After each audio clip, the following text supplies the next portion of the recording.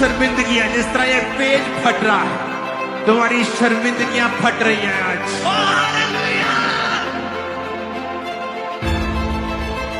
Imagine करो, एक व्यक्ति जब वो 13 साल का था, वो व्यक्ति जो चर्च जाता था, वो व्यक्ति जो चर्च को छोड़ता नहीं था, कोयले की मान से थका हुआ भी चर्च जाता था, कोयले की मान से थका हुआ भी कंप्लेंट नहीं करते, प्रभु को इस गरीब घर में पैदा कर दिया।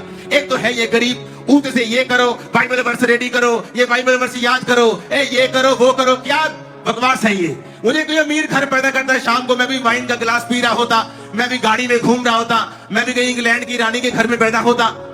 उसने ऐसा कुछ नहीं कहा।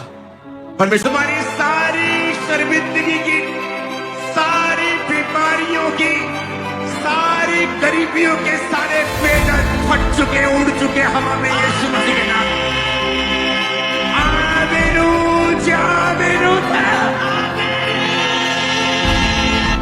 कांग्रेचुलेशन आज की यूनिटी के लिए, कांग्रेचुलेशन। और ये कांग्रेचुलेशन तुम्हें तुम्हारी पीढ़ियों तक को है, क्योंकि जो तुम्हारे अंदर बोया गया है वो फल बहुत बड़ा है। इन जीसस नेम, आमीन। चर्च, जब भी आप राइट कोई चीज करते हैं, आपका रिजल्ट हमेशा राइट होता है। अब यहां पर एक फैमिली है जो बड़ी गरीब है, बड़ी पुअर फैमिली है, लेकिन क्रिश्चियन है और स्ट्रिक्ट फैमिली है। उनके घर में एक बच्चा पैदा होता है, उसका नाम रखा जाता है इवान रॉबर्ट्स। जब वो बच्चा पैदा होता है तो उसको सिखाया जाता है, जब वो 10 साल तक उसको strict disciplined life, quite life उसको सिखाई जाती है। और उसके घर में रूल होता है कि रात को तू प्रार्थना करेगा और बाइबल वर्स को याद करके तू सोएगा। जब तक तू बाइबल वर्स को याद नहीं करेगा, हम तेरे को तू सोएगा नहीं। तो उस घर में जो एक पुअर फैमिली है, मजदूरी करते थे वो, और मजदूरी भी कहां, कोल माइंस में। ये इंग्लैंड के साथ देश है वेल्स, जो यूनाइटेड किंगडम का हिस्सा है। और इस तरह मजदूरी वो करते थे, आपकी स्क्रीन पे वो आ रहा होगा। और ये मजदूर जो होते थे, ये कोल की खदानों में, कोयले की खदानों में होते थे। इनके घर में बच्चा पैदा होता है, उसका नाम इवान रॉबर्ट्स रखते हैं और उसको सिखाते हैं कि बेटा डिसिप्लिन्ड लाइफ जीनी है, प्रार्थना वाली जिंदगी जीनी है। और रोज बाइबल वर्स को वो याद करता था। जब वो 11 साल का था, उसके पिता का बहुत बड़ा एक्सीडेंट होता है, उनको टांग पर चोट लग जाती है कोल माइन के अंदर। तो उस बच्चे को अपनी फैमिली की हेल्प करने के लिए सारे को छोड़कर काम पे लगना पड़ता है। जब वो 11 साल का था, वो काम पे चला जाता है और डोर बॉय बन जाता है। जो दरवाजे पे छोटू, आप बोलते ना छोटू वो चाल है, ए छोटू ये कपड़ा दे, या ए छोटू कपड़ा मार गाड़ी पे, वो वाला छोटू बन जाता है। और उसके बाद वो अपनी फैमिली की हेल्प करने लगता है। जब वो 13 साल का था और उसे स्पिरिचुअल चीजों में इंटरेस्ट होने लगा, क्योंकि वचन कहता है कि जब तू अपने बच्चों को छोटे होते ही मेरी लाइन पे चलाएगा, जब वो बड़े हो जाएंगे तो उससे पीछे नहीं हटेंगे। जब वो 13 साल का था, उसे परमेश्वर की आत्मा में इंटरेस्ट आने लगा और वो जब चर्च गया तो एक दिन पास्टर ने कहा, हर संडे चर्च आया करो, क्या पता जिस दिन तुम नहीं आए उस दिन पवित्र आत्मा ने अगर चर्च विजिट किया हो, तो उस दिन पवित्र आत्मा उतर आया और तुम चर्च में ना हुए तो क्या होगा। ये बात उसके दिल को छू गई और जब ये बात उसके दिल को छुई तो उसने कहा, अब मैं हर संडे चर्च आऊंगा। कोल माइन से काम करके थका हारा वो चर्च में जाता था, चाहे वो जितना भी एग्जॉस्टेड होता था, शरीर में थका हुआ होता था, लेकिन वो चर्च में जाता था। जब वो 20 साल का हुआ, जिस कोल माइन में वो काम करता था, वहां पे एक बड़ा एक्सप्लोजन हुआ, एक बड़ा धमाका हुआ और उसकी जिंदगी बड़ी मिरेकलसली बच गई। इस चीज ने उसे बड़ा छुआ कि देखो मैं मर सकता था यहाँ पे आसानी के साथ, लेकिन परमेश्वर ने मुझे बचाया क्योंकि मैं प्रभु के साथ जुड़ा हुआ हूं। उसका विश्वास परमेश्वर में और बढ़ता गया।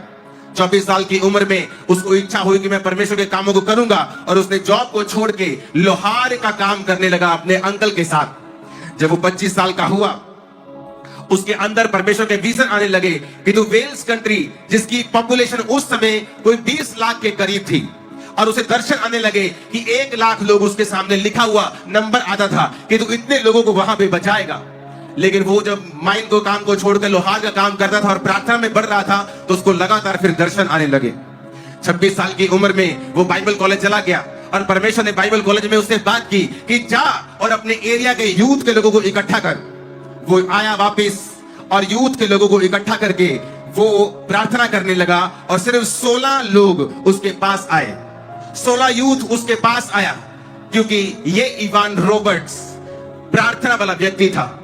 जब ये 13 साल का था, परमेश्वर ने इसको बोझ दिया कि तू रोज प्रार्थना करेगा, और ये रोज रात को 1 बजे प्रार्थना शुरू करता था, सुबह के 5 बजे तक, और रोज 4 घंटे ये रोज प्रेयर करता था, 4 घंटे, और 13 साल लगातार इसने प्रार्थना की। और एक ही दर्शन, परमेश्वर तू रिवाइवल को ले गया, लोग तेरे नाम को समझे, लोग तेरे नाम को जाने, और लगातार 13 साल 4 घंटे रात को ये रोज रोज रोज प्रार्थना करता था। 26 साल की उम्र में परमेश्वर ने इसको बुलाहट दी, जा और अब प्रचार शुरू कर, और अपने एरिया के लोगों को बचा, और यूथ में जाके मेरा प्रचार कर। पहली मीटिंग में 16 यूथ आता है और ये यूथ को प्रचार करने लगता है। एक कोल माइन में काम करने वाला, एक खदान का मजदूर बात करने लगता है परमेश्वर की आत्मा के द्वारा लोगों से। और ये उसके पास कोई बहुत फैंसी सरमन्स नहीं थे, उसके पास कोई बहुत बाइबल की बड़ी डीप थ्योरी उसके पास नहीं थी, सिर्फ वो पवित्र आत्मा का भेजा हुआ जन था। और दूसरा, वो एक प्रार्थना करने वाला व्यक्ति था। रातों रात घुटनों पर रहकर वो एक प्रार्थना करने वाला व्यक्ति था, क्योंकि उसकी माता पिता ने उसकी जो परवरिश की थी वो बड़ी स्ट्रिक्ट क्रिश्चियन फैमिली थी, जो संडे को चर्च जाना भूलते नहीं थे, चाहे वो कितने भी गरीब थे। कोल माइन में काम करते करते उसके पिता को इंजरी हो गई, उसका बेटा काम पे लगाना पड़ा जब वो 11 साल का था, लेकिन चर्च जाना फिर भी वो भूलते नहीं थे। परमेश्वर के साथ जुड़े हुए व्यक्ति और प्रार्थना करने वाले व्यक्ति। उसके बाद जब वो आया लोगों के सामने, उसने कहा, मैं तुम्हें फैंसी सरमन देने के लिए नहीं आया हूं, बस 4 बातें मैं तुमसे कहना चाहता हूं। पहला, अपने पापों को मान लो। जितने भी पाप तुम्हारी जिंदगी में हैं, उनका अंगीकार करके तुम परमेश्वर के साथ जुड़ जाओ, ताकि परमेश्वर के सामने से तुम्हारे लिए विश्रांति से भरे हुए और शांति से भरे हुए दिन आए। कहता दूसरा, हर उस हैबिट को छोड़ दो जो डाउटफुल है, जो तुम्हें लगता है कि परमेश्वर की आज्ञा से तुम्हें दूर कर रही है, चाहे वो शराब का पीना हो, चाहे वो व्यभिचार हो, चाहे वो गलत संगति हो, चाहे बॉयफ्रेंड गर्लफ्रेंड के चक्कर हो, उन सब कामों को कहता छोड़ दो।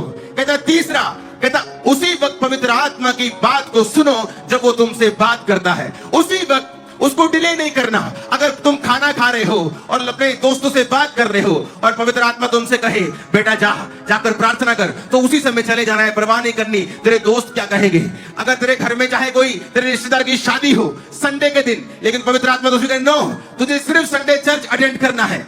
कहता पवित्र आत्मा की बात को उसी वक्त सुनना है। अगर पवित्र आत्मा किसी से तुम्हें माफी मांगने के लिए कहता है, उसी वक्त मांगना है। कुछ कन्फेस करने को कहता है, उसी वक्त करना है। पवित्र आत्मा की गाइडेंस के अनुसार चलना है और बिल्कुल भी देरी नहीं करनी है।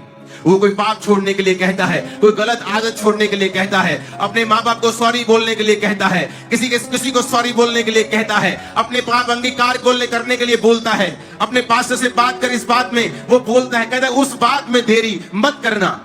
चौथा पॉइंट उसने कहा कि पब्लिकली क्राइस्ट को कन्फेस करना। उसने कहा तुम जब यीशु मसीह को मानते हो तो पब्लिकली इस बात के बारे में बताना, इस विश्वास को सीक्रेट में मत रखना। 4 सिंपल मैसेज उसने दिए, 4 पॉइंट्स का सिंपल मैसेज उसने दिया, और परमेश्वर ने उसकी जिंदगी में काम करना शुरू किया। जब 4 पॉइंट्स का मैसेज लोगों ने सुना, यूथ ने सुना, क्योंकि एक देश में अगर 5% लोग भी हाई लेवल के नशेड़ी हो तो पूरा देश ही नशेड़ी गिना जाता है। एक स्टेट में जब 5% ही लोग नशा करने वाले हो, पूरे स्टेट का नाम बदनाम होता है कि ये तो स्टेट ही नशेड़ियों का है जी। उस देश में परमेश्वर ने उसे एक आंकड़ा दिया, 1 लाख लोग, सिर्फ 20 लाख लोगों के 1 लाख, 20 लाख से हल्का सा कम थे वो। तो इसका मतलब 5% लोग थे वहां पे जहां जो बहुत ही पाप में थे और अत्यधिक अंधेरे में थे।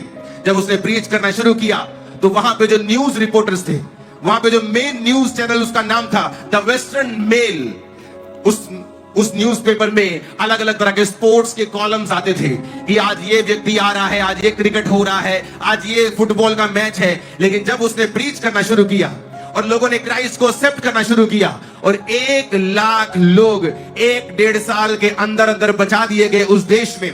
बेदारी ने पूरे देश को घेर लिया, न्यूज चैनल्स के ऊपर ये आने लगा, आज इतने लोगों ने तौबा की, आज इतने लोगों ने क्राइस्ट को अपना जीवन दिया। पूरा न्यूज चैनल ने, पूरे न्यूज रिपोर्ट ने, उस न्यूज़पेपर ने एक पूरा पेज इस पास्टर को डेडिकेट कर दिया।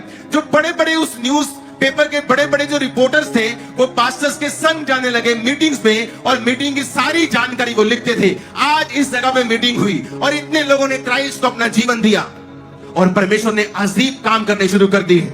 बेदारी पूरे एरिया में हिट कर गई। यूथ परमेश्वर का काम करने लगा, वो वर्शिप करने लगे। वर्शिप में रोते थे, चिल्लाते थे, परमेश्वर की स्तुति करते थे, आराधना करते थे। कोई उनको मैड मैन बोलता था, कोई पागल आदमी बोलता था, कोई बोलता था ये दिमाग इनका खराब हो गया है। लेकिन उस एरिया में इतना काम हुआ कि उस एरिया के सारे बार्स, सारे पब बैंकरप्ट हो गए, क्योंकि वो सारे लोगों ने शराब पीना बंद कर दिया और पब्स में जाना बंद कर दिया।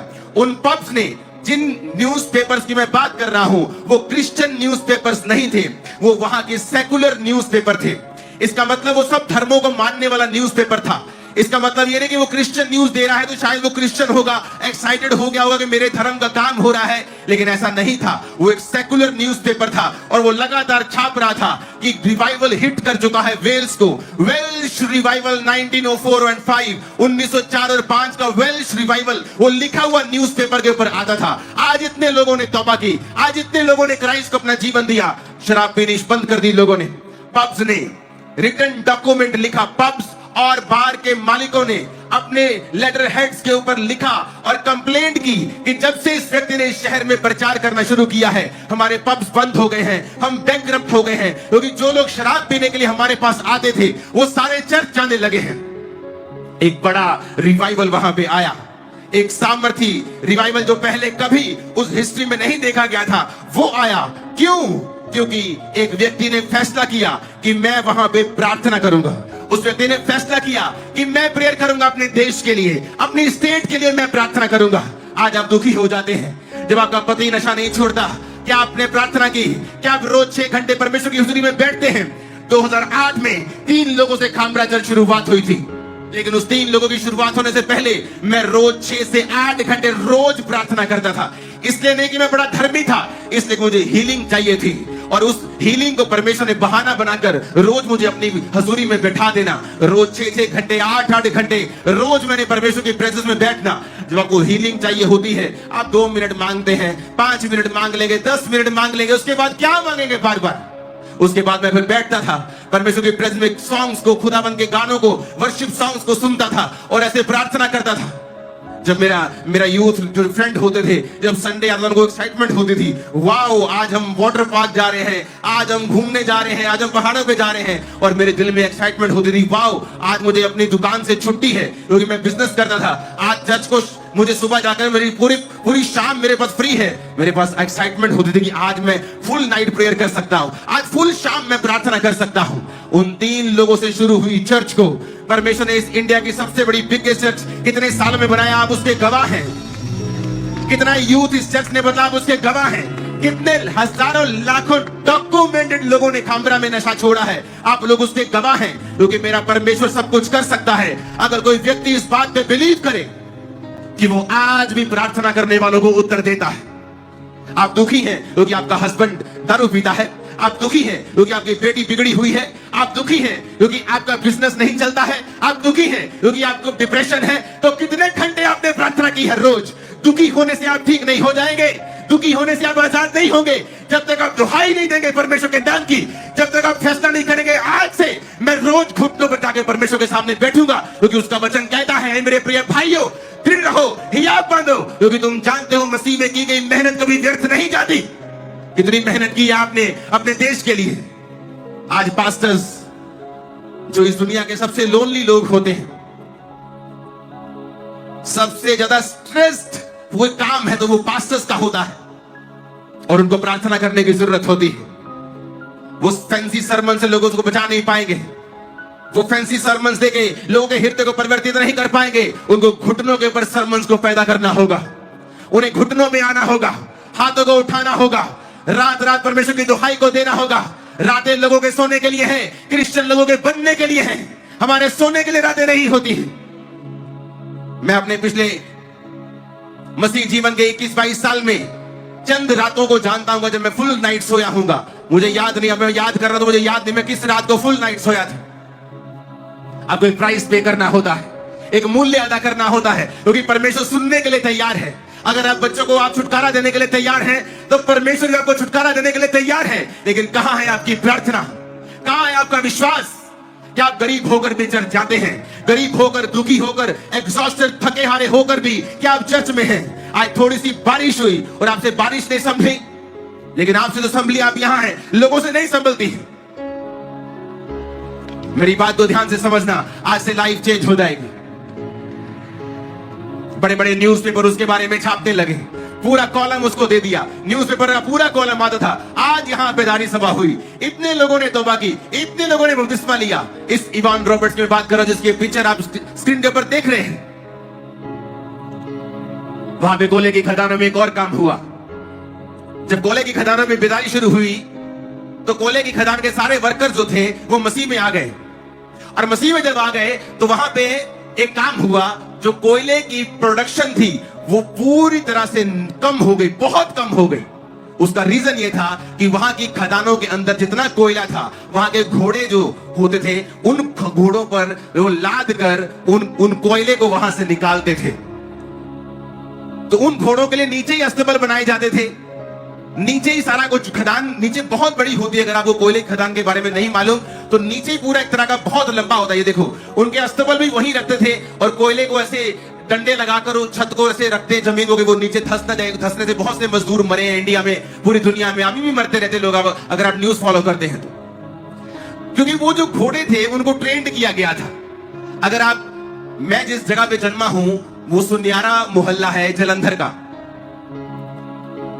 वहां पे गाड़ी नहीं जा सकती अंदर, कार नहीं जाती। अगर दो स्कूटर भी आमने सामने ऐसे आएंगे तो एकदम से पास नहीं करते, रुक के थोड़ा टेढ़ा मेढ़ा होके पास करते हैं। सब अमीर लोग भी वहां रहते हैं, ऐसा नहीं कि गाड़ी नहीं तो गरीब लोग रहते हैं, अमीर लोग भी वहीं रहते हैं। लेकिन जब वहां पे किसी ने कंस्ट्रक्शन करनी होती थी, मलबा उठाना होता था या कुछ रेत लेके आने, तो गाड़ियां नहीं आती थी, तो गधों पे लेके वो आते थे। तो जब मैंने ये स्टोरी पढ़ी मुझे रिलेट हुआ, क्योंकि वहां पे गधों में शायद आज भी ऐसा करते हैं वो लोग, जो बिल्कुल डीप गलियों में रहते, गलियां अंदर गाड़ी नहीं जा सकती। तो वो जब गधों को हाँकते हैं ना, यहाँ पे जलंधर में तो बोलते थे अब मर जा, ऐसे बोलते थे वो, गाली देके। तो उन्होंने बताया कि वहां के जो घोड़े थे उनको ट्रेंड किया गया था गालियां दे दे के। तो जब उनको मारते थे या निकालते थे कोयले की खदान से, तो जब वो गाली देते थे और कर्स करते थे, श्रापित वर्ड्स बोलते थे, तो घोड़े चलते थे। लेकिन जब वो मसीह में आ गए, उन्होंने कर्स करना बंद कर दिया। और जब कर्स करना और गाली देना बंद कर दिया, जब वो घोड़ों को बोलते थे कि चलने के लिए, घोड़े चलते नहीं थे, क्योंकि उनकी ट्रेनिंग नहीं हुई थी। वो गाली को ही समझते थे, वो गाली नहीं देते थे तो घोड़े रुकते थे। उनको टाइम लगा घोड़ों को दोबारा ट्रेंड करने के लिए कि वो बिना गाली के चले, और तब तक कोयले की प्रोडक्शन उस देश में बहुत लो हो गई थी। मेरे घर में जाता था कि कहीं आज अगर पवित्र आत्मा उतर आया और मैं वहां पे ना हुआ तो मुश्किल हो जाएगी। रोज हर संडे चर्च जाना, जहां मीटिंग होनी वहां जाना। एक 13 साल का व्यक्ति, और 0 से 10 साल तक वो अपने माता पिता के बिल्कुल डिसिप्लिन में रह के रोज रात को बाइबल वर्स को याद करके वो प्रार्थना किया करता था। एक प्रार्थना वाला व्यक्ति, उसे परमेश्वर दर्शन देता है कि अब बस कर और जाके मेरा प्रचार कर। लेकिन 13 साल रोज रात की प्रार्थना, आज लोगों को दिखा, न्यूज़पेपर्स ने देखा, लोगों ने देखा, सब कुछ हुआ, लेकिन लोगों ने ये नहीं देखा कि ये हुआ कैसे। आज पास्टर्स दुखी हो जाते हैं जब बेदारी नहीं देखते, जब चंगाई नहीं देखते, हीलिंग्स नहीं देखते। वो देखते हैं ये मिनिस्ट्री कैसे बढ़ रही है। कोई मिनिस्ट्री फैंसी सरमन्स देके नहीं बढ़ सकती है, अच्छी बातें सिखाकर कोई मिनिस्ट्री बेदारी को नहीं लेके आ सकती है। जब तक वो मिनिस्ट्री का सरमन आपके घुटनों के तरह, आपके घुटने छील कर खुदा के सामने घंटों बैठकर जब तक ना जन्मा हो, जब तक वो सरमन ऐसा ना हो, लोगों के हृदय को चेंज नहीं कर सकता है। आज आप में से बहुत सारी यूथ है, मैं जानता हूं प्रोफेटिकली खुदाबंद आपसे प्रार्थना करने के लिए कहेगा, और आप इस एरिया और इस पंजाब और इस इंडिया की बड़ी बेदारी का कारण होंगे इन जीसस ने। मुझे आमीन साथ चाहिए, और ऊंचे चाहिए, और बड़े चाहिए, और चिल्लाने वाले चाहिए। हालेलुया। आज इस वचन के द्वारा आप सभी ब्लेस है, आशीषित है। सबको जय मसीह, सबको गॉड ब्लेस यू ऑल।